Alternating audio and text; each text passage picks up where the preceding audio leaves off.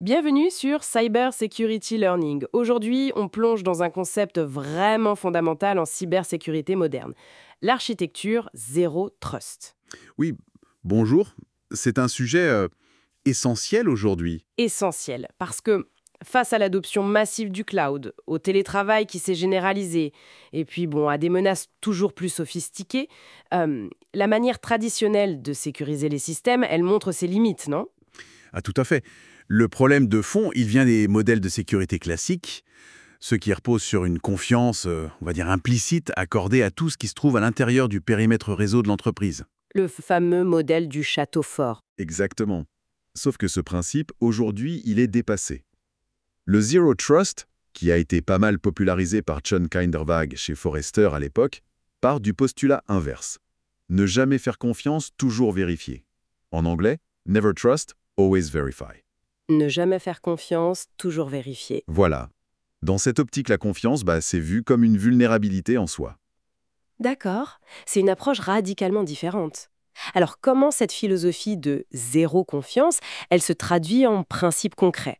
On peut peut-être décortiquer ça? Oui, bien sûr, on peut dire qu'il y a trois grands piliers, trois idées fortes. D'accord. Premièrement, vérifier explicitement. Ça veut dire que chaque demande d'accès, absolument chaque requête, est traitée comme si elle venait d'un réseau non fiable, même si elle vient de l'intérieur, hein. Ah oui, même en interne. Oui. L'authentification et l'autorisation sont dynamiques, continues. Elles se basent sur une multitude de signaux évalués en temps réel. Quel genre de signaux? L'identité de l'utilisateur, bien sûr, sa localisation, l'état de santé de l'appareil qu'il utilise, le fameux endpoint, l'application à laquelle il veut accéder, les données qu'il veut consulter, tout ça est pris en compte. Donc c'est bien plus qu'un simple mot de passe à l'entrée. On vérifie constamment le contexte. Exactement. C'est une évaluation de risque en continu. Fini le badge unique qui ouvre toutes les portes une fois qu'on est entré. D'accord.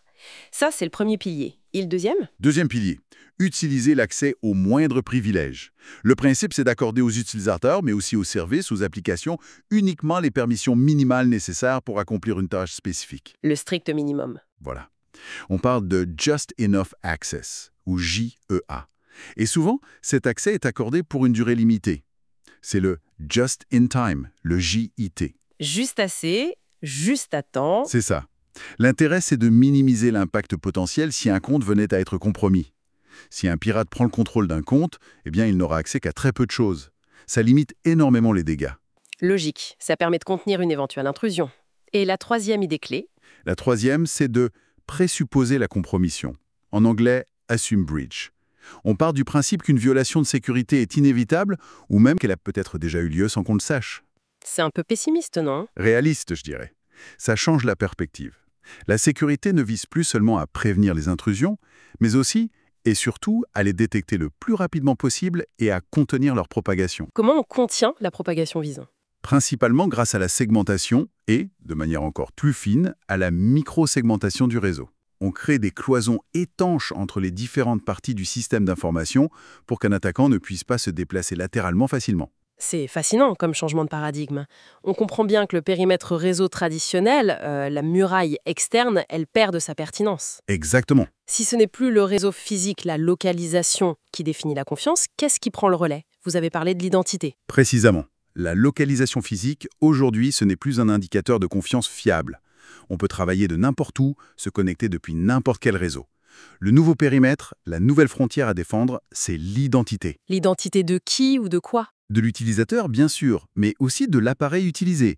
Du service applicatif qui demande accès, il faut sécuriser l'accès, peu importe où se trouve physiquement l'utilisateur, l'appareil ou la ressource à laquelle on accède.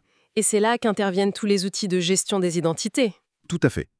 Les solutions de gestion des identités et des accès, l'IAM, Identity and Access Management, deviennent absolument centrales, avec des technologies comme l'authentification multifacteur, le MFA, qui est indispensable. Le MFA, oui, on en entend beaucoup parler. Oui, et c'est normal, mais aussi le Single Sign-On, SSO, pour simplifier l'expérience utilisateur, ou encore le contrôle d'accès basé sur les rôles, le RBAC, Role-Based Access Control, pour affiner les permissions. D'accord, mais alors comment tout ça s'articule? C'est quoi l'architecture globale? Ça a l'air d'être une machinerie assez complexe à mettre en place. Ça peut l'être, oui. Il existe des modèles pour aider à structurer cette approche. Le NIST, l'organisme américain de standardisation, décrit par exemple des composants centraux. Il y a un moteur de politique, Policy Engine, qui est un peu le cerveau. C'est lui qui prend les décisions d'accès en fonction des règles. Le cerveau, d'accord. Il y a un administrateur de politique, Policy Administrator, qui lui définit et gère ces règles, ces politiques de sécurité. Et enfin, des points d'application des politiques Policy Enforcement Points ou PEP, qui sont les gardes qui appliquent concrètement les décisions du moteur sur le terrain, au niveau des accès réseau, des applications, etc. Cerveau, gestionnaire et garde. C'est une image assez claire. Oui, d'autres acteurs comme Palo Alto Networks, par exemple, insistent sur une autre approche. Définir d'abord ce qu'ils appellent une surface de protection. C'est-à-dire identifier les actifs les plus critiques de l'entreprise, les données, les applications, les services essentiels, ce qu'ils nomment DAS, Data Assets, Applications and Services. Protéger les joyaux de la couronne en priorité. C'est l'idée. Et ensuite, créer des micro-périmètres très fins autour de ces actifs critiques, avec des passerelles de segmentation, souvent des pare-feux nouvelle génération NGFF, qui vont appliquer des politiques très granulaires au niveau applicatif, couche 7. Ces politiques sont souvent définies en répondant aux questions qui, quoi, quand, où, pourquoi, comment, la méthode Kipling. Qui a le droit d'accéder à quoi, quand, depuis où, etc. Très précis. Très précis. Et puis, une autre manière de voir les choses, plus large peut-être, c'est celle proposée par le CISA, l'agence américaine de cybersécurité. Ils organisent le Zero Trust autour de 5 piliers fondamentaux. 5 piliers? Oui.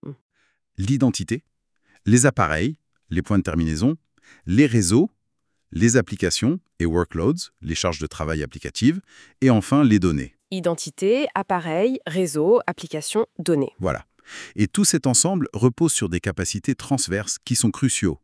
La visibilité et l'analyse, pour comprendre ce qui se passe, l'automatisation et l'orchestration, pour gérer la complexité, et bien sûr la gouvernance, pour définir et maintenir les règles. D'accord, ça donne une bonne vision d'ensemble. Maintenant, si on rentre un peu plus dans le concret, dans la technique, quelles sont les technologies spécifiques qu'on retrouve typiquement dans une implémentation Zero Trust? C'est quoi la boîte à outils? Alors, c'est important de comprendre que ce n'est pas un produit unique, mais plutôt un écosystème de solutions qui doivent interagir. Un puzzle de technologies? Un peu, oui. Si on reprend les piliers du CISA, ça aide à y voir clair. Pour l'identité, on va trouver des plateformes d'identité, souvent dans le cloud, IDaaS, Identity as a Service, des solutions d'authentification multifacteur MFA, robustes, et des moteurs d'accès conditionnel qui évaluent le risque en temps réel avant d'autoriser ou non une connexion. Ok, pour l'identité. Et pour les appareils, les points de terminaison? Là, on a besoin d'outils pour gérer la flotte d'appareils, comme l'EMM, Enterprise Mobility Management. Il faut surtout pouvoir évaluer leur état de santé. Est-ce que l'antivirus est à jour? Est-ce que le système d'exploitation a ses patchs? Est-ce qu'il y a des malwares détectés?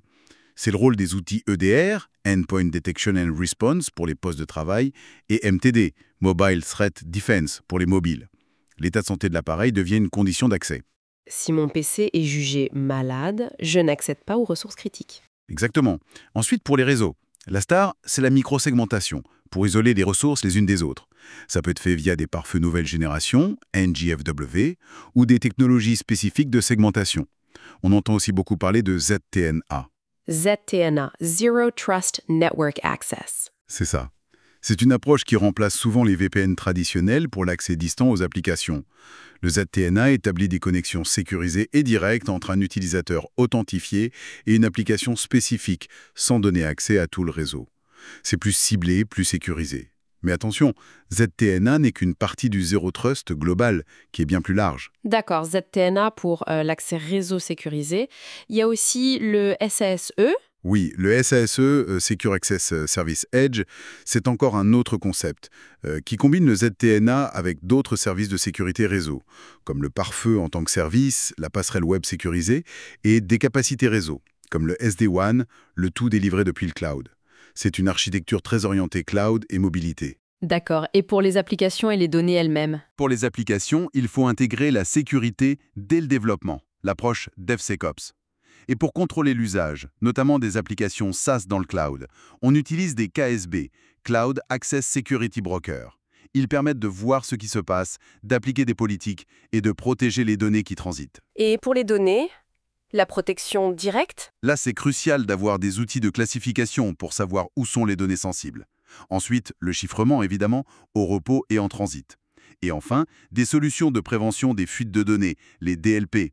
Data Loss Prevention, pour éviter que des informations critiques ne sortent de l'entreprise. Ça fait beaucoup de briques technologiques. Comment on supervise tout ça? Comment on détecte une attaque si elle arrive malgré tout? C'est là qu'intervient la couche de visibilité et analyse. On a besoin de collecter les logs, les événements de sécurité de toutes ces briques périphériques, identité, appareil, réseau, applications, données, et de les analyser pour détecter les signaux faibles, les comportements anormaux. C'est le rôle des CIEM, Security Information and Event Management, et de plus en plus des plateformes SOAR, Security Orchestration, Automation and Response, pour automatiser la réponse, ou XDR, Extended Detection and Response, qui promettent une détection et une réponse plus intégrées sur l'ensemble des composants. Et l'intelligence artificielle joue un rôle là-dedans, j'imagine? De plus en plus, oui. L'IA et le machine learning aident à analyser ces énormes volumes de données, à repérer des schémas d'attaque complexes que l'humain aurait du mal à voir, et à réagir plus vite. Bon, on voit bien que c'est une approche complète, très structurée, technologiquement riche, mais au final, quels sont les bénéfices majeurs? Pourquoi est-ce qu'une organisation devrait investir dans une démarche zéro trust? À quoi ça sert, vraiment? Les avantages sont multiples, et vraiment significatifs dans le contexte actuel. D'abord, et c'est le but premier, une posture de sécurité globalement renforcée, beaucoup plus adaptative face aux menaces modernes, comme les ransomware, les attaques sur la chaîne d'approvisionnement. Plus de résilience, donc? Exactement. Ensuite, une bien meilleure prise en charge du travail hybride et de la mobilité. Le Zero Trust est conçu pour ça, pour un monde où le périmètre n'existe plus vraiment. Ça facilite la vie des utilisateurs nomades. Ça peut, paradoxalement, même si les contrôles sont plus stricts, ils sont aussi plus intelligents. Grâce au SSO et à l'accès conditionnel, si le contexte est jugé sûr, bon utilisateur, appareil sain, localisation habituelle, l'accès peut être très fluide. C'est quand le risque augmente que les vérifications se durcissent. Donc, potentiellement, une meilleure expérience utilisateur dans les cas courants. Intéressant. D'autres bénéfices? Oui, une réduction significative des risques de compromission et surtout de leurs impacts. Grâce à la microsegmentation et aux moindres privilèges, on limite drastiquement la capacité d'un attaquant à se propager dans le système, le fameux mouvement latéral. Ça contient les dégâts. Et au niveau réglementaire? Ça aide aussi beaucoup pour la conformité. De nombreuses réglementations comme le RGPD, IPA, etc., exigent des contrôles d'accès stricts, la protection des données sensibles, la traçabilité. Le Zero Trust fournit un cadre pour répondre à ces exigences. Donc sécurité renforcée, meilleure gestion de la mobilité, réduction des risques, aide à la conformité et potentiellement meilleure expérience utilisateur. Ça fait beaucoup d'arguments, hein. Oui, c'est une transformation vers plus de résilience globale de l'organisation. Mais il faut quand même souligner une chose importante, non, hein. Ce n'est pas un produit miracle qu'on achète sur étagère et qui règle tout. Ah non, absolument pas. C'est crucial de le comprendre. Le Zero Trust, c'est avant tout une stratégie, une philosophie. C'est un programme de transformation continue qui implique bien sûr de la technologie, mais aussi une révision des processus internes, et surtout un changement dans la culture de l'entreprise.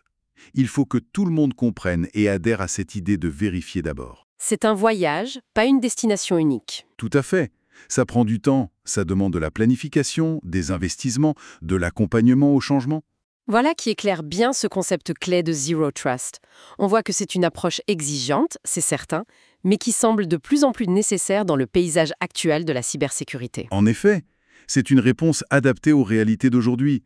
Et ça soulève une question fondamentale pour chaque organisation, je pense. Laquelle? Au-delà de la technologie et des processus, jusqu'où est-on collectivement prêt, au sein d'une entreprise, à déconstruire cette notion même de confiance par défaut, sur laquelle on s'est si longtemps reposé pour bâtir une sécurité qui soit véritablement zéro confiance? C'est un vrai changement culturel.